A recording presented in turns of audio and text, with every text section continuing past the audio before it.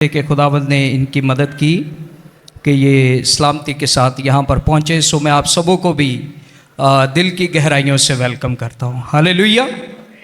आज का जो पैगाम है ये तफसीरी वाज नहीं है, बल्कि ये एक मौजूआती टॉपिकल सरमन है। और ये मैंने इसलिए बताया क्योंकि मेरे कुछ लैंगम फ्रेंड्स वो भी यहाँ पर है और इनकी जो अप्रोच है वो स्कॉलरली अप्रोच है। तो मैं इसलिए बताना चाहता हूँ कि आज का जो पैगाम है वो एक टॉपिकल सरमन है, एक मौजूआती पैगाम है। और आज का हमारा जो मौजू है वो है इम्पोर्टेंस ऑफ फैमिली डिवोशन, ख़ानदानी इबादत की या दुआ की अहमियत। और इसके लिए जो सेंट्रल वर्स, मरकज़ी आयत हम खुदावंद के कलाम में से देखेंगे वो है पुराने अहदनामा में से यशुआ या यशु की किताब, उसका 24वां बाब और उसकी 15वीं आयत। पुराना अहदनामा यशुआ या यशु की किताब, उसका 24वां बाब और उसकी 15वीं आयत। इस पूरे पैगाम में हम चंद एक हवाला जात को देखेंगे मुख्तलिफ जगहों से और खुदा के कलाम से सीखेंगे।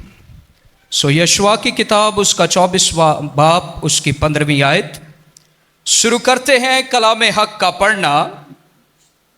और यहाँ पर लिखा है, और अगर खुदावंद की परस्तिश तुमको बुरी मालूम होती हो तो आज ही तुम उसे जिसकी परस्तिश करोगे चुन लो, ख्वाह वही देवता हों जिनकी परस्तिश तुम्हारे बाप दादा बड़े दरिया के उस पार करते थे, या अमूरियों के देवता हों जिनके मुल्क में तुम बसे हो। अब रही मेरी और मेरे घराने की बात, सो हम तो खुदावंद की परस्तिश करेंगे। खुदा के कलाम का पढ़ा, सुना, समझा और कबूल किया जाना हम सबों के लिए बरकत का सबब हो। सब कहेंगे आमीन। मेरे अज़ीज़ों, हमारा जो मज़मून है वो है इम्पोर्टेंस ऑफ फैमिली डिवोशन, ख़ानदानी इबादत या दुआ की अहमियत। क्यों मैंने इस मज़मून को चुना? एक मुख्तसर सर्वे के मुताबिक मैंने इस बात पर गौर किया है कि हम बहुत दफ़ा शख्सी दुआएं तो कर लेते हैं, शख्सी तौर पर खुदावंद की परस्तिश भी करते हैं, उसकी इबादत करते हैं, उसके नाम को जलाल देते हैं, उसकी वडियाई करते हैं। और इज्तिमाई तौर पर भी हम खुदावंद की परस्तिश, उसकी इबादत, दुआएं करते हैं। चर्चेज़ में जाके, कन्वेंशंस में जाके, क्रूसेड्स में जाके, सेमिनार्स में जाके। लेकिन एक हिस्सा जिसमें मैंने बहुत से खिदमतगुजार दोस्तों को भी कमज़ोर पाया वो है ख़ानदानी दुआ। चर्च में दुआ की, कन्वेंशन पर दुआ की, पर्सनली प्रेयर्स की और हर तरह से इबादत में हम एक्टिव नज़र आए। बहुत सी फेलोशिप्स में हम प्रेयर कर लेते हैं, लेकिन ख़ानदानी दुआ एक ऐसा मैं समझता हूँ कि हिस्सा है जिसमें हम वीक हैं।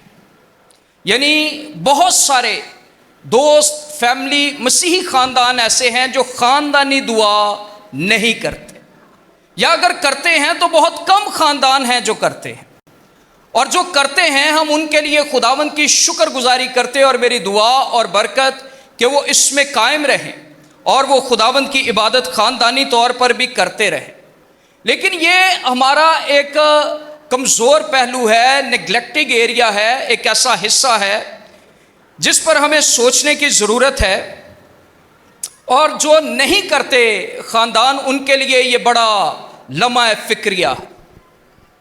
याद रखें, किसी ने बड़ी खूबसूरत बात कही। उसने कहा ख़ानदान सब कुछ मिल के फेस करता है। घर में जो मुश्किलें आती हैं, घर में जो बीमारियां आती हैं, जो कमज़ोरियां आती हैं, जो दुश्मन के हमले होते हैं, हालात ख़राब होते हैं और तरह तरह के मसाइल और चैलेंजेस का सामना ख़ानदान मिलकर करता है, लेकिन वो मिलकर दुआ नहीं करता। और शायद आपके भी तजर्बे में से ये बात गुजरी हो कि ख़ानदान जो हैं, मसीही ख़ानदान और बहुत से बहन भाई वो ख़ानदानी दुआ में वीक हैं, कमज़ोर हैं, और इसी वजह से बहुत सारे ख़ानदान मुश्किलात, मायूसियों, चैलेंजेस और टूट फूट का शिकार हैं। सो आज के इस पैगाम और टीचिंग के वसीला से मैं आपको इनकरेज करना चाहता हूँ और ये तहरीक देना चाहता हूँ कि हम ख़ानदानी दुआओं के सिलसिले को शुरू करें, ख़ानदानी मज़हबों को बहाल करें और मिलकर पूरा ख़ानदान खुदावंद की प्रस्तिश करे, ताकि हमारे ख़ानदान खुशहाल हों, बाबरकत हों और खुदावंद के जलाल के लिए ज़िंदगियाँ गुजारें। लेकिन इससे पहले कि इन सारी चीज़ों पर हम बात करें, मैं चाहता हूँ हम गौर करें कि ख़ानदान क्या है। याद रखें, ख़ानदान जो है ये शौहर और बीवी दोनों मिलके एक ख़ानदान है।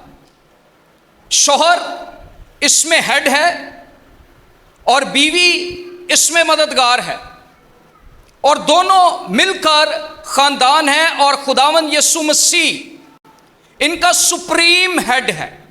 सो अब खुदावंद यीशु मसीह सुप्रीम हेड है, फिर शौहर हेड है, और फिर बीवी मददगार है शौहर की, और ये मिलकर एक मुकम्मल ख़ानदान है।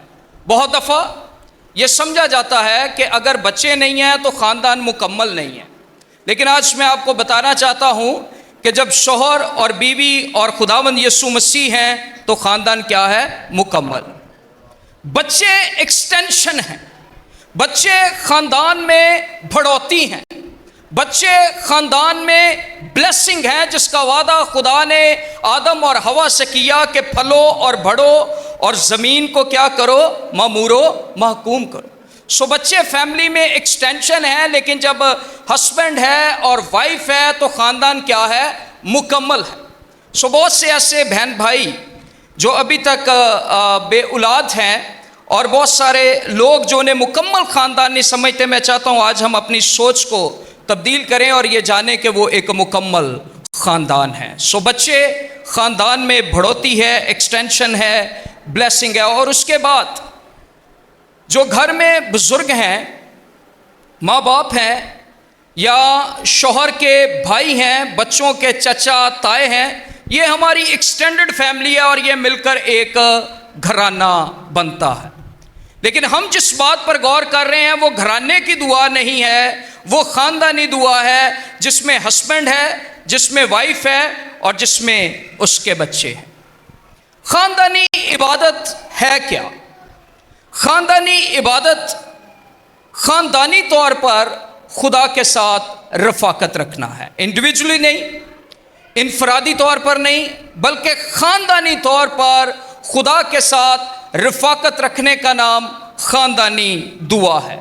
इसमें शौहर है, इसमें बीवी है, और अगर आप जॉइंट फैमिली में रहते हैं तो घर के बुज़ुर्ग इसमें हो सकते हैं, आपके बच्चे हैं, और पूरा ख़ानदान एक मुकर्रा वक्त पर, वो सुबह का वक्त भी हो सकता है, वो शाम का वक्त भी हो सकता है, किसी एक ख़ास वक्त में वो मिलकर बैठते हैं और वो खुदावंद की प्रस्तिश करें, खुदा के कलाम पर गौर व खौस करें और खुदावंद के हुजूर दुआ करें। ये ख़ानदानी दुआ है या ये ख़ानदानी इबादत है।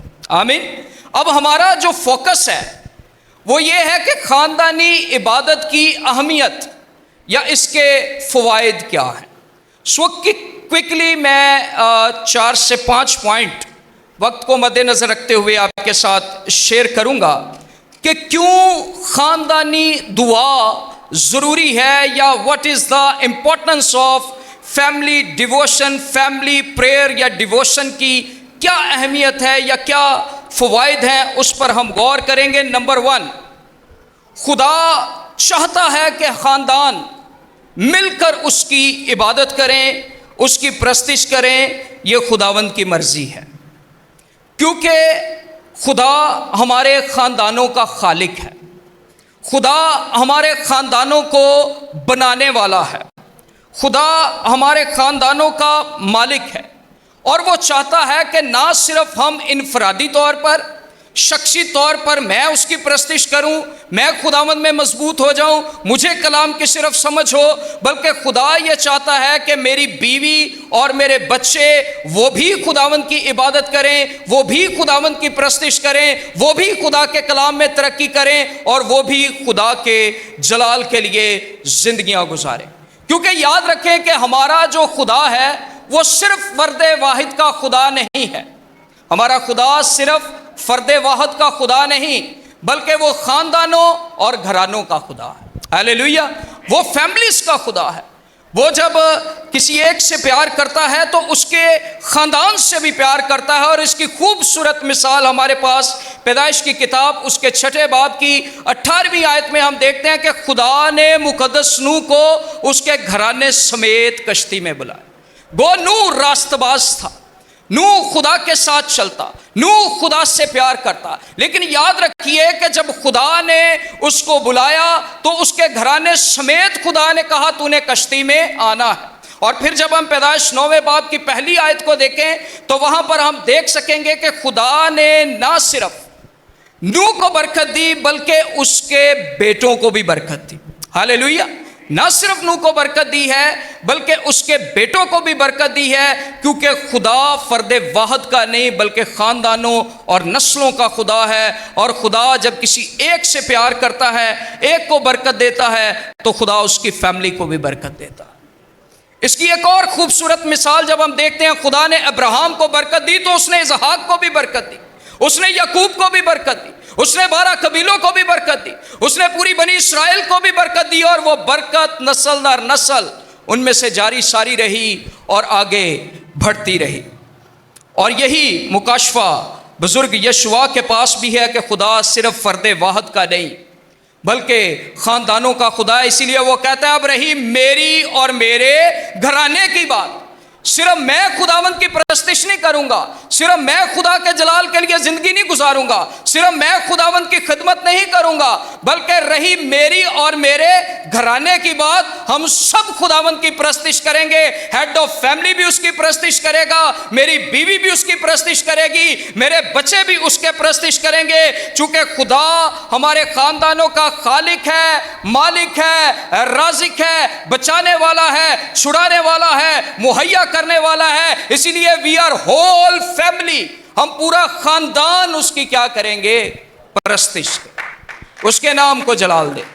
सो आज मेरे अजीजों, हमें भी इस बात की ज़रूरत है कि हम भी खानदान समेत खुदावंद की परस्तिश करें और अपने घराने समेत खुदावंद को जलाल दें, क्योंकि ये खुदा की मर्जी है और खुदा ये चाहता है। दूसरी बात, क्यों खानदानी दुआ अहम है, इम्पॉर्टेंट है, या इसका क्या फ़ायदा है? याद रखिए, ख़ानदानी दुआ ख़ानदान में खुदा की हजूरी को लेकर आती है। और इसके लिए जो हवाला हम खुदावंद के कलाम में से देखेंगे वो है मुक़द्दस मत्ती की मार्फत लिखी गई पाक अंजील, उसका 18वां बाब और उसकी 20वीं आयत। कोई भी मेरे साथ पढ़ने में रहनुमाई करे। हर पॉइंट में हम चंद एक हवाले देखेंगे। मुक़द्दस मत्ती की मार्फत लिखी गई पाक अंजील, उसका 18वां बाब और उसकी 20वीं आयत। ख़ानदानी दुआ करते हैं तो ख़ानदानी दुआ खुदावंद की हजूरी को हमारी ज़िंदगियों में, हमारे घरानों में, हमारे ख़ानदानों में लेकर आती है। और याद रखें, अगर खुदावंद की हजूरी घर में नहीं है, खुदावंद की हजूरी फैमिली में नहीं है, फैमिली में खुदावंद को वेलकम नहीं किया जाता, तो कैसे घराना खुशहाल रह सकता है? कैसे घराना बाबरकत रह सकता है? कैसे घराना कायम रह सकता है? कैसे घराने में सलामती हो सकती है? क्योंकि प्रिंस ऑफ पीस खुदावंद यीशु मसीह फैमिली में नहीं है। और जब प्रिंस ऑफ पीस, सलामती का शहजादा खुदावंद यीशु मसीह वो फैमिली में है, तो फिर फैमिली में बरकत है। याद रखें, जब तवज्जो इधर रखें, जब खुदा की हजूरी खानदानों में आएगी, फैमिलीज में आएगी, तो खुदावंद की बरकत भी ख़ानदानों में और फैमिलीज में आएगी। क्योंकि खुदा के कलाम में लिखा है, तू मेरी इबादत करना तो मैं तेरे रोटी और पानी पर बरकत दूंगा और तेरे बीच में से बीमारी को दूर करूं। सो जब हम ख़ानदानी तौर पर इबादत करते हैं तो ना सिर्फ खुदा की हजूरी, खुदा की प्रेजेंस शख्सी तौर पर हमारी ज़िंदगी में आती है, बल्कि खुदा की हजूरी ख़ानदानी तौर पर हमारे ख़ानदानों में आती है। हालेलुया।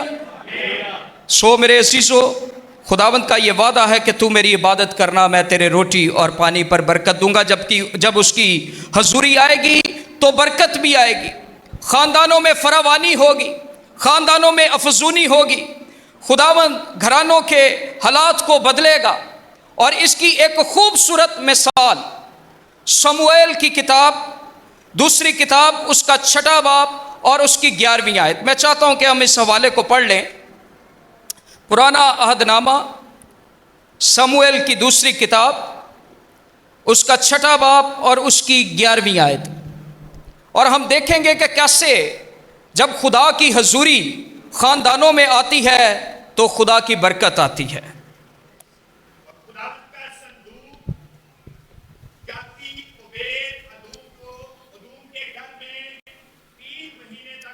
हाँ जी, और खुदावंद के अहद का संदूक कहाँ पर रहा है? जाती उबैद अदूम के घर में 3 महीने तक रहा है। और खुदावंद ने उबैद अदूम को और उसके सारे घराने को बरकत दी। आमीन। खुदावंद ने उबैद अदूम को और उसके सारे घराने को क्या दी है? बरकत। पुराने अहदनामा में अहद का संदूक जो है ये खुदा की हजूरी का निशान। और हम देखते हैं कि अहद का संदूक जब उबैद अदूम के घर में गया और 3 महीने वहां पर रहा तो खुदा ने ना सिर्फ उसको बल्कि उसके सारे घराने को क्या दी है? बरकत। खुदा ने उसके सारे घराने को ब्लेस किया, क्योंकि खुदा की हजूरी, खुदा की मौजूदगी, खुदा की प्रेजेंस उनकी फैमिलीज में है। खुदा की मौजूदगी उसके ख़ानदान में है तो ना सिर्फ वो बाबरकत हुआ है बल्कि उसका ख़ानदान भी, उसके सारे ख़ानदान ने भी बरकत पाई है। और ज़बूर 3 की 33 आयत में लिखा हुआ है, सादकों के मस्कन पर खुदा की बरकत है। हालेलुया। सादकों के मस्कन पर खुदा की बरकत है। और याद रखें, जब पूरा घराना, पूरा ख़ानदान खुदा के हजूर में मुत्फिक हो जाता है, दुआएं करता है किसी भी चीज़ के लिए, किसी भी मुश्किल के लिए, किसी भी चैलेंज के लिए, तो यकीनन खुदा उनकी सुनता है। क्योंकि जब हम देखते हैं मुकद्दस मत्ती की मार्फत लिखी गई पाक अंजील उसके 18वें बाब की 19वीं आयत में तो लिखा है कि जब कोई 2 ज़मीन पर किसी बात के लिए मुत्फिक होंगे तो वो उनके लिए आसमान पर हो जाएगी। तो याद रखें, जब ख़ानदान किसी बात के लिए ज़मीन पर मुत्फिक हो जाए कि खुदावंद तेरे बच्चों को इस चीज़ की ज़रूरत है, हमारे ख़ानदान में फ़लाँ चैलेंज है, हमारे ख़ानदान में फ़लाँ चीज़ की ज़रूरत है, तो खुदावंद क्यों अपने बच्चों के लिए उस चीज़ को ना करेगा? क्योंकि वो अपने कलाम को पूरा करने के लिए हर वक्त बेदार रहता है। जब ख़ानदान मुत्फिक होकर मांगेंगे तो खुदावंद ज़रूर मुहैया करेगा, क्योंकि कलाम में लिखा है, मांगोगे तो दिया जाए।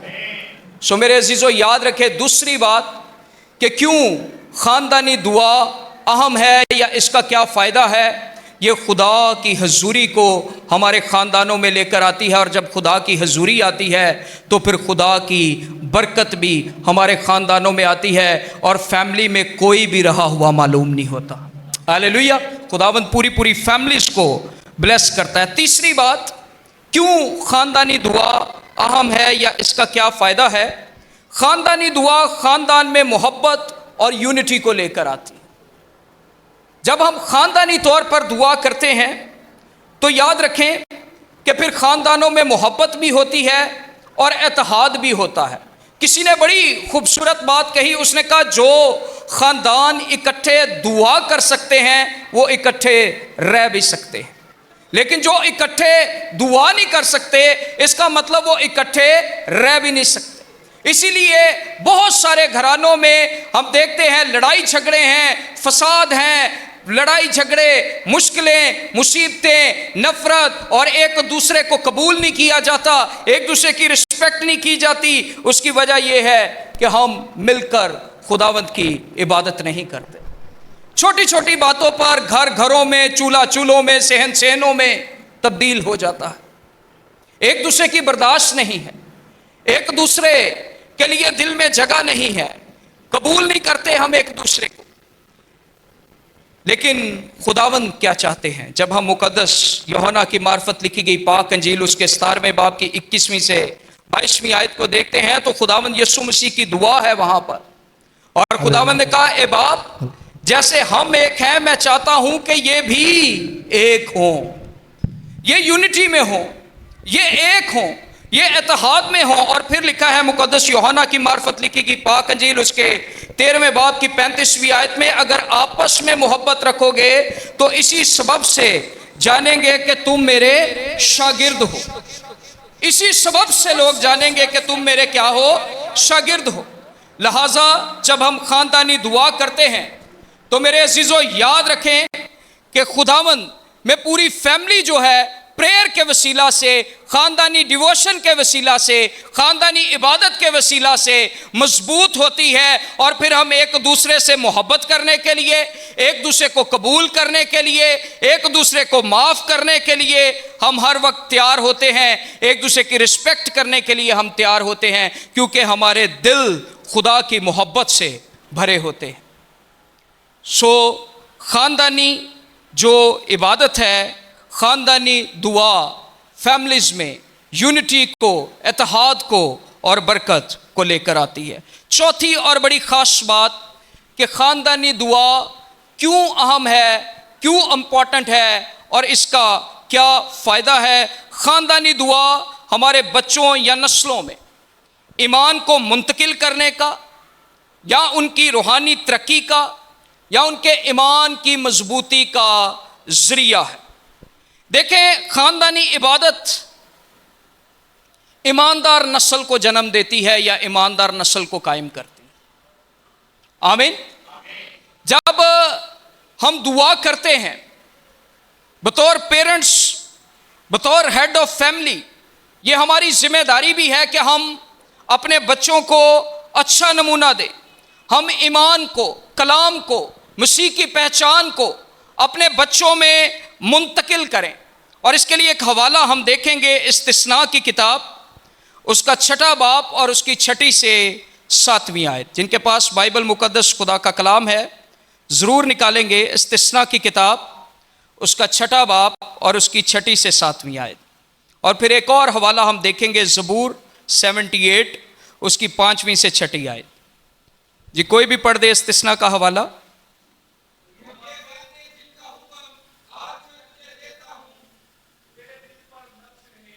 और ये बातें जिनका हुक्म आज के दिन मैं तुम्हें देता हूं, तेरे दिल पर क्या रहें? नक्श रहें। और तू इनको अपनी औलाद के क्या करना? ज़हन नशीं करना। और कहां पर बैठे? हम घर ही की बात कर रहे हैं। घर बैठे फैमिली प्रेयर, फैमिली डिवोशन, जब हम इकट्ठे हैं अपनी बीवी और बच्चों के साथ घर बैठे, जी आगे पढ़े, और राह चलते जी इनका क्या करना? जिक्र किया करना। जी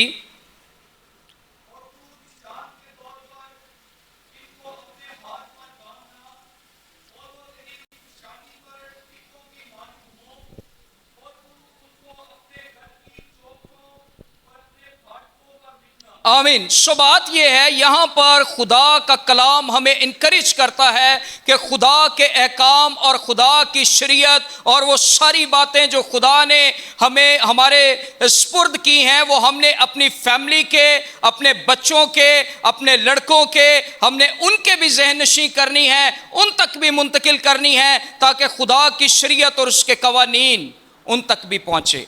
दूसरा हवाला भी पढ़ेंगे, ज़बूर 78 उसकी 5वीं से 6वीं आयत।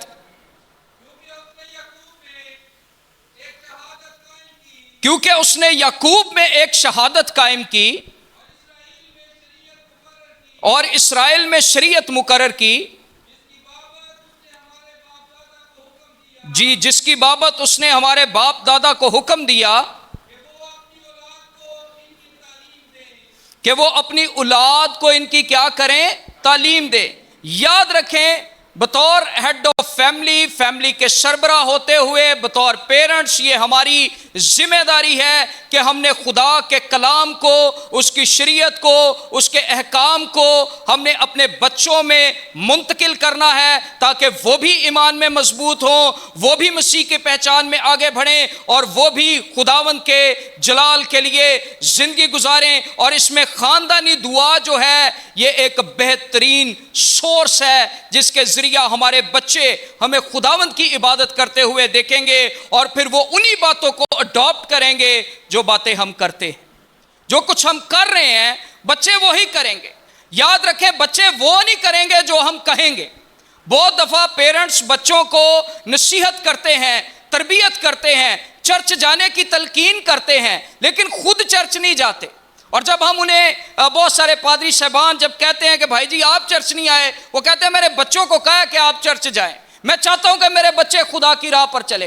याद रखें, बच्चे ऐसे खुदा की राह पर नहीं चलेंगे। जब आप खुदा की राह पर चलेंगे तो बच्चे भी खुदा की राह पर चलेंगे। जब आप खुदावंद की परस्तिश करेंगे, आप खुदावंद की इबादत करेंगे, आप खुदावंद के नाम को जलाल देंगे, आप खुदावंद की वडियाई करेंगे, आप उसके नाम को सरबुलंद करेंगे, तो आपके बच्चे भी खुदावंद की परस्तिश करेंगे और उसके नाम को सरबुलंद करेंगे।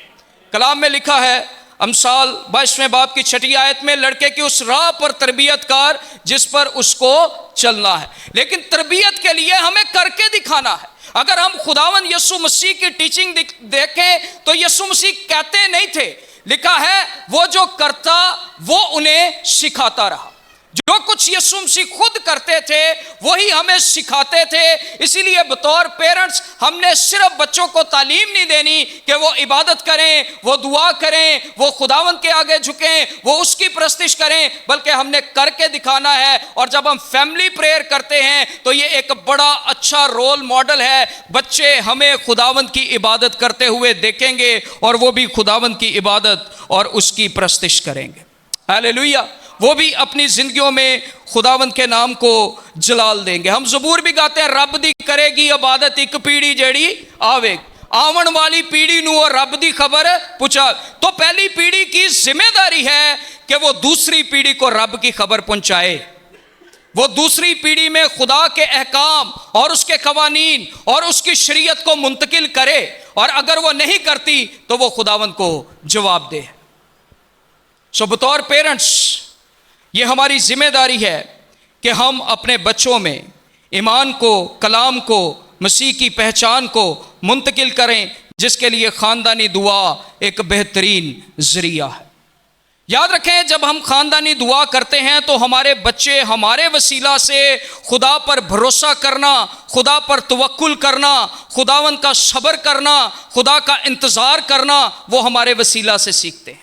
और जब वो बड़े होंगे या लाइफ के किसी भी एरिया में वो ज़ाहरी चमक को देख के, वो पैसे को देख के, वो और चीज़ों के लालच में वो ईमान का सौदा नहीं करेंगे, बल्कि वो खुदावंद का इंतज़ार करेंगे, वो खुदावंद के हजूर में ठहरेंगे, वो खुदावंद पर तवक्कल करेंगे, वो खुदावंद पर भरोसा करेंगे और इस ईमान पर हमें देखते देखते खड़े हो जाएंगे कि जिस खुदा ने मेरे बाप दादा को संभाला है वही खुदा मुझे भी संभालेगा, जिस खुदा ने मेरे बाप दादा को मुहैया किया वही खुदा मुझे भी मुहैया करेगा। वो कभी ईमान का सौदा नहीं करेंगे।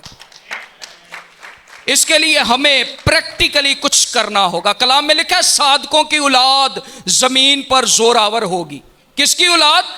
हम औलाद को जोरावर देखना चाहते हैं लेकिन खुद सादिक नहीं होना चाहते। लेकिन कलाम को जो स्टैंडर्ड है वो ये है कि सादकों की औलाद जमीन पर क्या होगी? जोरावर। पहले आप खुदावंद के हजूर में झुकें, एक अच्छा मॉडल उन्हें दें, एक अच्छा नमूना उन्हें दें, फिर और आपके बाद आपके बच्चे भी खुदावंद में परवान चढ़ेंगे। और याद रखिए, अक्सर आप इस बात को नोट कर लीजिए, जो बाप ईमानदार हैं, जो फैमिलीज ईमानदार हैं, जो बाप दादा खुदा के साथ चलते रहे हैं, उनके बच्चे भी खुदा के साथ चले। कहीं ना कहीं वो ईमान, वो कलाम, वो बातें, वो खिदमत उनमें भी मुंतकिल होती है, क्योंकि हम पहले भी इस बात पर गौर कर चुके हैं कि हमारा खुदा सिर्फ फर्द वाहद का नहीं बल्कि ख़ानदानों का खुदा है। जब वो अब्राहम को बरकत देता है तो वो इसहाक को भी बरकत देता है, वो याकूब को भी बरकत देता है, वो 12 कबीलों को भी बरकत देता है, वो पूरी बनी इसराइल को भी बरकत देता है। इसलिए मेरे अजीज़ों बड़ा ज़रूरी है कि हम अपने बच्चों के अंदर ईमान को मुंतकिल करें, और उसके लिए ख़ानदानी दुआ एक बेहतरीन सोर्स है, एक बेहतरीन ज़रिया है। आखिरी बात, ख़ानदानी दुआ ख़ानदान को आजमाइशों, मुसीबतों और इब्लीस के हमलों से महफूज रखती है।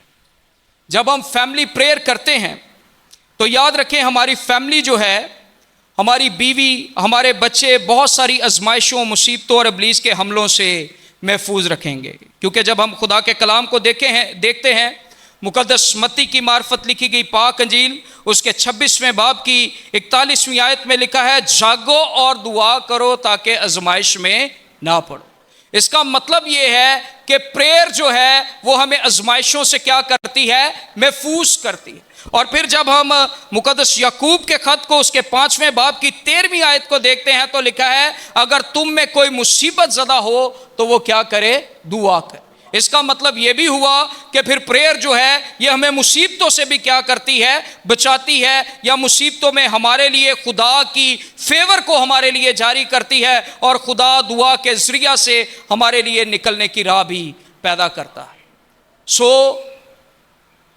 फैमिली प्रेयर आजमाइशों और मुसीबतों से निकलने का एक ज़रिया बनती है, या आजमाइशों और मुसीबतों से हमें महफूज रखती है। और फिर ख़ास बात इसी में कि ये हमें इब्लीस के हमलों से भी महफूज रखती है। जब पूरी फैमिली, जब पूरा ख़ानदान खुदा के हजूर में झुकता है, जब हस्बैंड भी खुदा के हजूर में झुकता है, वाइफ भी खुदा के हजूर में झुकती है, बच्चे भी खुदा के हजूर में झुकते हैं, तो मेरा नहीं ख्याल इब्लीस के पास कोई उनके घर का ऐसा फर्द रह नहीं जाता जिस पर वो अटैक करे। अदरवाइज कोई एक ही सारी जंगें लड़ रहा होता है।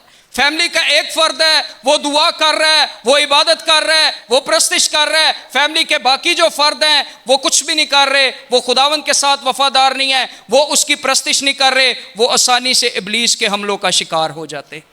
गो कि आपकी दुआएं उन्हें कवर करती हैं, गो कि आपकी दुआएं उन्हें प्रोटेक्ट करेंगी, आपकी दुआएं उनका पीछा करेंगी। लेकिन क्या ही अच्छा है कि पूरी फैमिली खुदा के हजूर में दुआएं करें। वहाँ पर मैं समझता हूँ इब्लीस के लिए, उसके कामों के लिए कोई जगह बाकी ना रहेगी।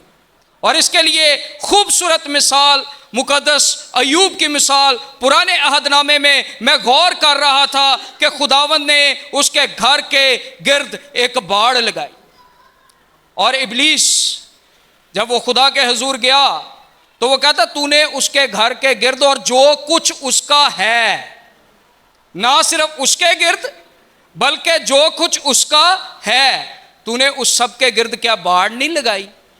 इसका मतलब यह है कि खुदावंद की प्रोटेक्शन उनके गिर्द होती है जो खुदावंद के आगे झुकते हैं। तो जब खानदान खुदा के हजूर में झुकेंगे तो पूरा खानदान खुदावंद की प्रोटेक्शन में रहेगा। हालेलुया। इब्लीस के जलते हुए तीर, इब्लीस के हमले, उसके हथकंडे जो हैं वो कामयाब नहीं होंगे, क्योंकि खुदावंद हमारा मुहाफ़िज़ होगा, और हमारा मुहाफ़िज़ ऊँघने का नहीं। ख़ानदानों को बनाने वाला भी वो है और ख़ानदानों की हिफाजत करने वाला भी वो है। Hallelujah, hallelujah. इसलिए बड़ा ज़रूरी है मेरे अजीज़ों कि हम ख़ानदानी तौर पर उसकी इबादत करें। चंद एक बातें हमने देखी हैं इम्पोर्टेंस ऑफ फैमिली डिवोशन में। ख़ानदान क्या है, ख़ानदानी इबादत क्या है, और फिर 5 बातें हमने देखी हैं कि ख़ानदानी इबादत की अहमियत या फ़वाइद क्या है। नंबर 1, खुदा चाहता है कि हम फैमिली प्रेयर्स करें, फैमिली डिवोशन करें। नंबर 2, ख़ानदानी इबादत ख़ानदान में खुदावंद की हजूरी को लेकर आती है। नंबर 3, ख़ानदानी दुआ ख़ानदान में मोहब्बत और यूनिटी को लेकर आती है। नंबर 4, ख़ानदानी दुआ हमारे बच्चों या नस्लों में ईमान को मुंतकिल करने का ज़रिया है। नंबर 5, ख़ानदानी दुआ ख़ानदान को आजमाइशों, मुसीबतों और इब्लीस के हमलों से महफूज रखती है। खुदावंद इस कलाम के वसीला आपको बरकत दे।